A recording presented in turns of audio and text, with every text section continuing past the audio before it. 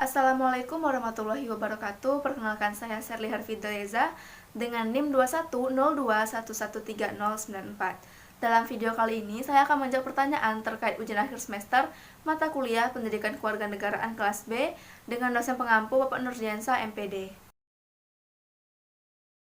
Jelaskan kontribusi pendidikan kewarganegaraan dalam kepribadian mahasiswa program studi akuntansi Universitas Riau. Nah, menurut saya, kontribusi pendidikan kewarganegaraan dalam kepribadian mahasiswa program studi akuntansi, khususnya saya sendiri, adalah sebagai acuan untuk membentuk karakteristik yang berintegritas.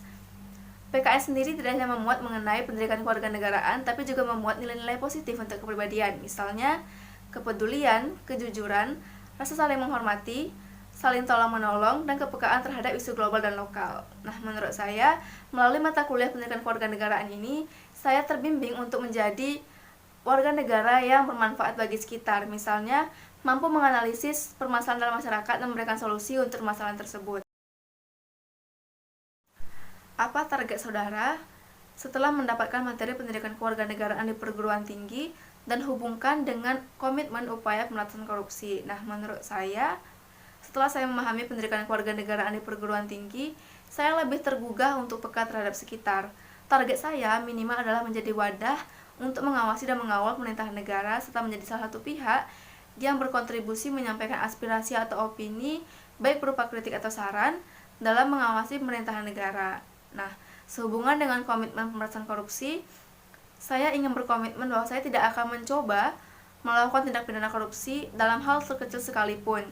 Dan jika memungkinkan, saya akan berkomitmen dengan masyarakat luas yang terjadi dalam media sosial, misalnya ketika mengisi petisi terkait dengan pejabat yang diduga melakukan korupsi atau sebagai seorang koruptor. Nah, saya akan ikut serta mengisi petisi tersebut dan memastikan pejabat tersebut diperiksa oleh pihak yang berwajib.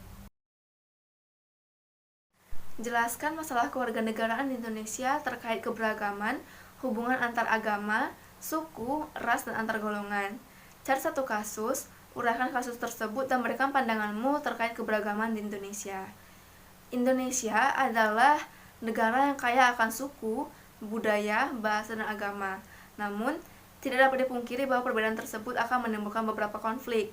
Biasanya didasari atas perbedaan kepentingan dan juga perbedaan perasaan. Sebagai contoh saja, Menteri Agama yang membandingkan sholat azan dengan gonggongan anjing, yang mana hal itu menimbulkan kemarahan di antara umat agama muslim.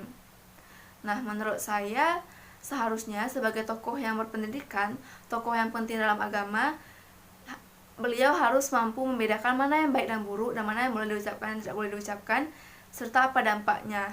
Nah, pandangan saya terkait keberagaman yang ada di Indonesia adalah seharusnya dengan keberagaman tersebut tidak menjadi bahan perpecahan, yang mana itu akan menjadi kekayaan negara. Kita akan menjadi hebat jika kita saling bersatu dengan perbedaan yang ada, bukan menjadikan perbedaan tersebut sebagai ajang unjuk diri dan menimbulkan perpecahan.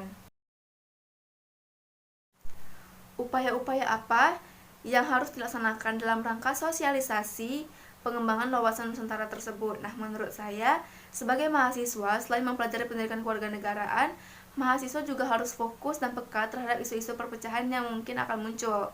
Nah, seharusnya sebagai tombak aspirasi masyarakat, mahasiswa ini harus fokus dan tanggap terhadap misalnya berita palsu yang mungkin beredar. Nah, mahasiswa bisa melakukan sosialisasi melalui media sosial atau media digital yang sangat mudah ditemui dalam era globalisasi saat ini. Nah, hal itu merupakan bentuk himbauan atau antisipasi agar masyarakat tidak mudah percaya terhadap berita palsu yang mungkin beredar, atau mungkin berupa pemberitahuan terkait berita palsu yang sudah beredar sebelumnya. Sebutkan bentuk-bentuk hubungan antara negara dengan warga negara, serta kemukakan hak dan kewajiban warga negara menurut Undang-Undang Dasar 1945. Nah, menurut saya, hubungan antara negara dengan warga negara adalah adanya hak dan kewajiban antara negara dengan warga negara satu sama lain. Biasanya berbentuk peranan negara terhadap masyarakat atau peranan masyarakat terhadap negara.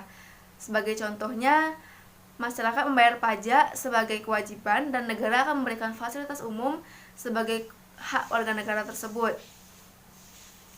Hak dan kewajiban warga negara tercantum dalam pasal 27 sampai 34 Undang-Undang Dasar 1945.